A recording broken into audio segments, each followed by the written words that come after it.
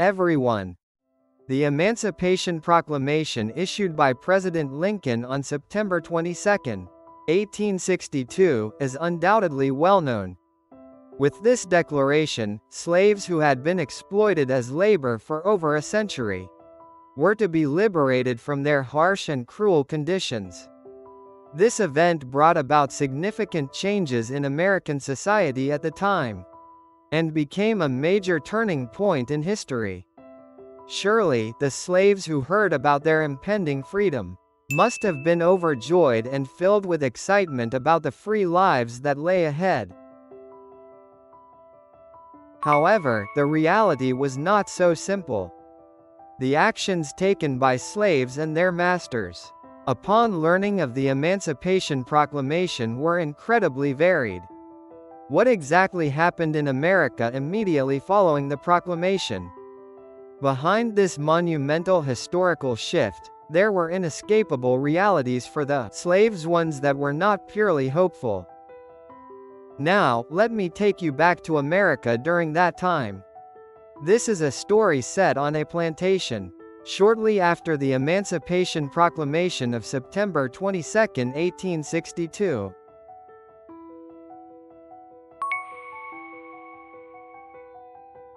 On the plantations of the time, black people were exploited as slaves by white owners, forced to work for wages far below the minimum. From morning until night, they were made to do farm work without rest for extremely low pay. Hearing that they would be freed from such endless, grueling days and finally gain their freedom, you might think the slaves would have left the plantations immediately. However, surprisingly, that was not the case. According to Booker T. Washington, an American author and educator, who was himself a former slave, elderly slaves around him began discussing their future with their masters as soon as they heard the news of emancipation. Most former slaves feared that if they were suddenly set free and left to fend for themselves, they would have nowhere to go and would struggle to survive. As a result, they did not immediately choose freedom. When we think of the Emancipation Proclamation, we tend to imagine that the slaves gained their freedom and quickly left for wherever they wished. But in reality, as shown here, gaining freedom was not always an immediate or straightforward process. It seems that it wasn't just the slaves who couldn't immediately adapt after the Emancipation Proclamation was issued. Some plantation owners who heard the news of emancipation demanded that their slaves sign contracts to guarantee they would continue working the fields. These contracts stipulated that wages would be paid in installments during the fall harvest. When you think about it, it's not hard to understand the owners' predicament. Their labor force depended on the slaves, so suddenly losing them would have put the plantation owners in a difficult position. But what were the actual conditions under which such contracts were made? For example, here is a well-known story. Former master tried to persuade the freed slaves to sign the contracts by delivering long speeches, aiming to remind them that he was not a bad person.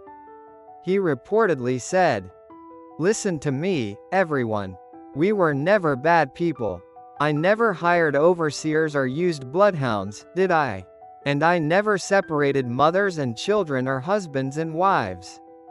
He also added, "You are all welcome to stay on my plantation as long as you wish. But if you leave and encounter any abuse outside the plantation, it has nothing to do with me." In this way, both the former slaves and the owners struggled to adjust to the new reality after the Emancipation Proclamation. In fact, some owners even went so far as to withhold the news of emancipation from their slaves, in order to maintain the status quo, ensuring no immediate changes occurred.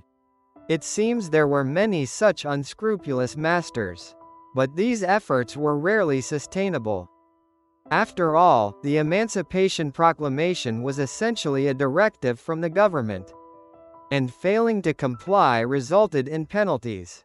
Plantation owners had no choice but to release their slaves. Here is an example of such a story. A man named Charles Hayes owned a plantation in Kentucky. Like many other slave owners, Hayes initially decided not to inform his slaves about the Emancipation Proclamation. However, a few days later, fearing arrest, he relented and delivered the news. Hayes reportedly said, "I am about to say something I never thought I would be obligated to tell you in my lifetime. All the men, women, and children under my care are free to go wherever they wish." He also shouted, "If I could, I would kill Lincoln for taking my slaves from me." These accounts vividly illustrate the internal struggles many masters faced at the time. Later, Hayes calmed down and decided to permit whiskey to be distributed throughout the plantation, organizing a celebration. The masters and former slaves drank together, celebrating with singing and dancing. It was a joyful scene unimaginable just a few days earlier. Masters and slaves smiling, clinking glasses, and sharing laughter as equals. Shouting, or coercion during this time, and that they were able to share a genuinely enjoyable moment together.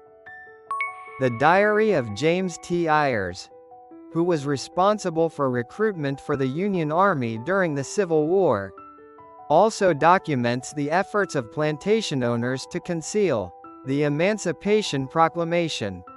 Ayers traveled through the South to enlist recently freed former slaves into the military. As a recruiter, he had the dual role of scouting new soldiers and informing slaves that they were, in fact, now free. In his diary entry dated May 7, 1864, Ayers recorded that he spread the word of emancipation to 4 slaves on a plantation in Alabama. He used materials that displayed an illustration of freedmen on one side and the text of the Emancipation Proclamation on the other, to convey the truth to the slaves. Later, when Ayers faced the plantation owner, the man protested, demanding to know what Ayers was doing with his slaves. Ayers recalled calmly responding, "I have no intention of harming a single hair on your head. I am simply here to take your slaves. No, now members of our army into my custody."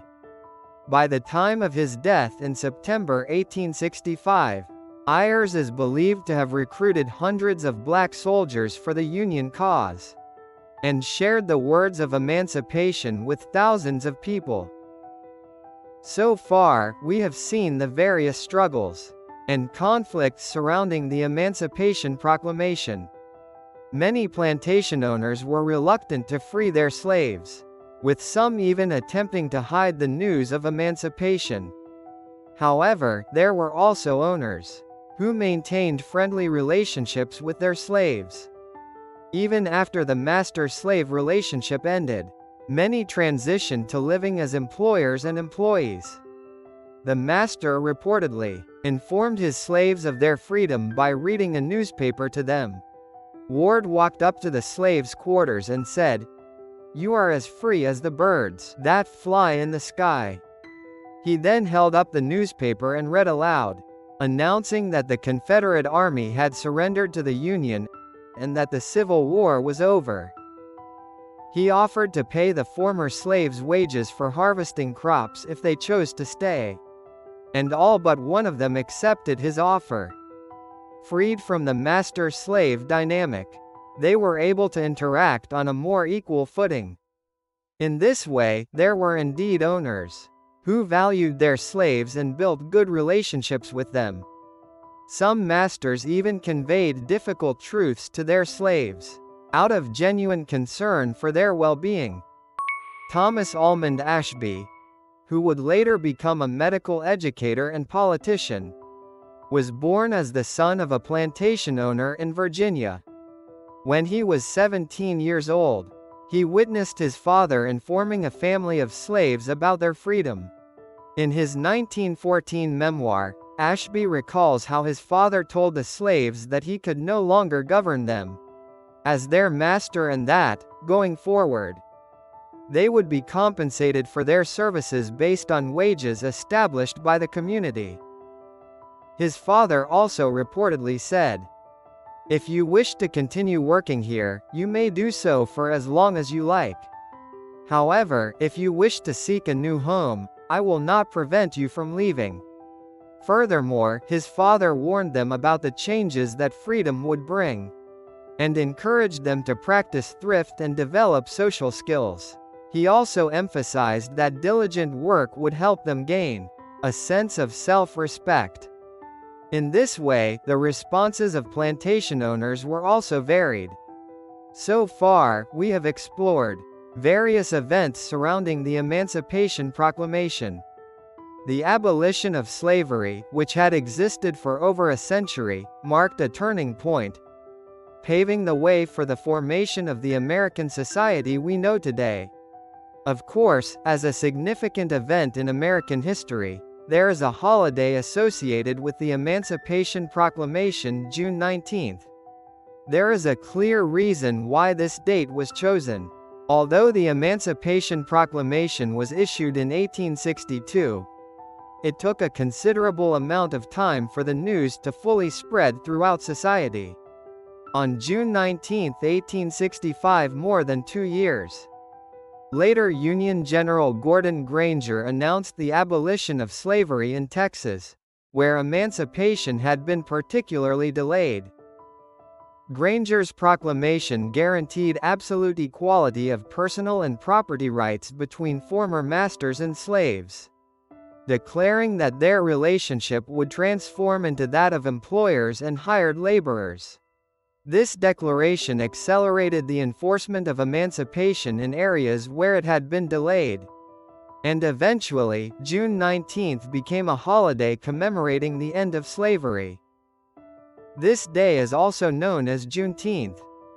Until the late 19th century, Juneteenth was primarily celebrated within black communities. However, during the 1950s and 1960s, a renewed interest in the holiday emerged due to the persistent incidents of racial discrimination against black people. In January 1980, Juneteenth was officially recognized as a holiday in Texas. The Emancipation Proclamation was not merely a cause for simple joy, it also brought about complex struggles for many people. The more we think about the freed slaves of that time, the more we can imagine the profound mixture of joy for their newfound freedom and fear of what that freedom might entail. The history of the world remains shrouded in mystery. Let's continue to explore the mysteries of the world together. See you again on our next journey. Thank you for watching.